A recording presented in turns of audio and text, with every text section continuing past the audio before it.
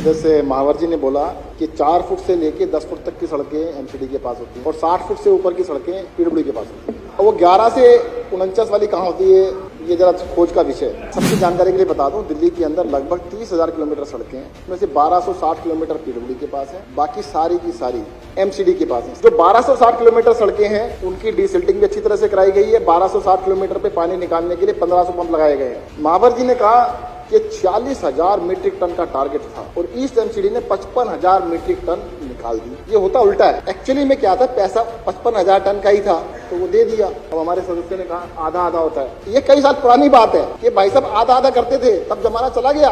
अब तो पूरा का पूरा घर के अंदर माल है। अब तो एमसीडी के अंदर जीजा साला कंपनी काम करती है। जीजा साला कंपनी का मतलब जीजा जेई और साला ठेकेदार। रोहित महलोरिया कह रहे हैं कि एमसीडी ने बदनाम कर दिया दुनिया के अंदर, टॉप 100 में भी नाम नहीं आया। मैं ठीक कर दूं रोहित जी, दुनिया में नंबर 1 है तो दिल्ली की एमसीडी है।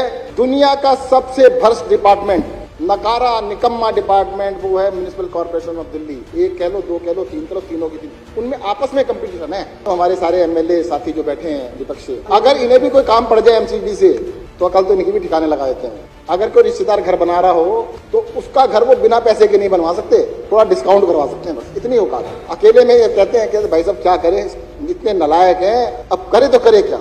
अब सदन के अंदर तो झूठ बोलना, इनको बोलना ही पड़ेगा, क्या करें। द्वारका के अंदर इनको भी पता है सड़क डीडीए की है और जो गाड़ी दिल्ली पुलिस की है, जमीन के अंदर समा गई। कहते देखो केजरीवाल की सड़क, अरे भाई इतना कह रहे हो दिलवा दो। एमसीडी तो इस बार आ ही जाएगी, कोई बात नहीं है, एमसीडी को जनता दे ही देगी। अब देखो मिंटो ब्रिज की बात छेड़ दी आपने। देखो मिंटो ब्रिज, रोहित महलोरिया जी 6 साल के थे तब भी कहते हैं बस डूब गई थी वहां पे, पर इस साल की गारंटी इस साल नहीं डूबी। सर जी ऐसा करना, आपके इलाके में जोन सी कॉलोनी हो अच्छी सी उसमें चलो और गली के बाहर मतलब पूरी कॉलोनी के बाहर चले जाना, देखना कि बारिश हो रही है, नाली में से एक बूंद पानी निकल जाए। मतलब आज की छोड़ो 10 साल से 20 साल से कभी सब डीसिल्टिंग नहीं हुई, 10 साल में भी नहीं हुई। भाई साहब 15 साल से तो पक्का नहीं, जब से बीजेपी आई। अगर 15 साल से डीसिल्टिंग नहीं हुई तो ये बिल कहां से बन गए। पिछली बारी जब इलेक्शन हुए पब्लिकली अनाउंसमेंट की बीजेपी ने कि हमारे सारे काउंसलर भ्रष्ट हैं, कि सारे बदल डालेंगे।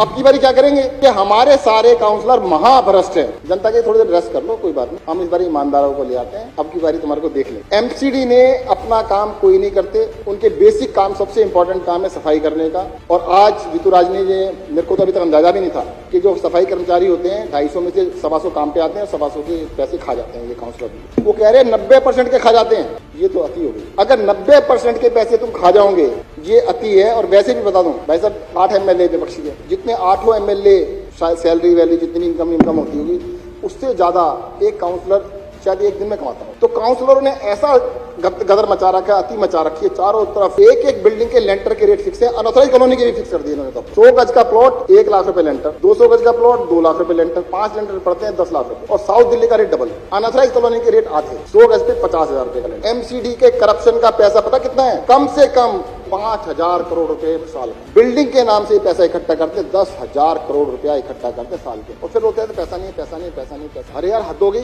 तुम जनता को लूट रहे हो, इतना पैसा इकट्ठा कर रहे हो, उससे तो एमसीडी का टोटल बजट से ज्यादा तो वैसे खा जाते हो तुम। आपको एग्जांपल देता हूँ, दुकानों का लाइसेंस होता है, कुछ 100 रुपए लगते हैं और रिश्वत के कुछ 1000 रुपए लगते हैं। मतलब सरकार को मिलेंगे 500 रुपए तो उनको रिश्वत मिलेगी 15,000 रुपए। रिश्वत ज्यादा लेते हैं और काम कम करते हैं। तो मुझे लगता है कि एमसीडी को अपना काम करना चाहिए, और अपना काम ना करने की वजह, एमसीडी का काम ना होने की वजह से जो दिल्ली को ये वाटर लॉगिंग और ये सारी प्रॉब्लम झेलनी पड़ रही है, बीजेपी के नेतृत्व में जो एमसीडी है उसकी वजह से झेलना पड़ रहा है।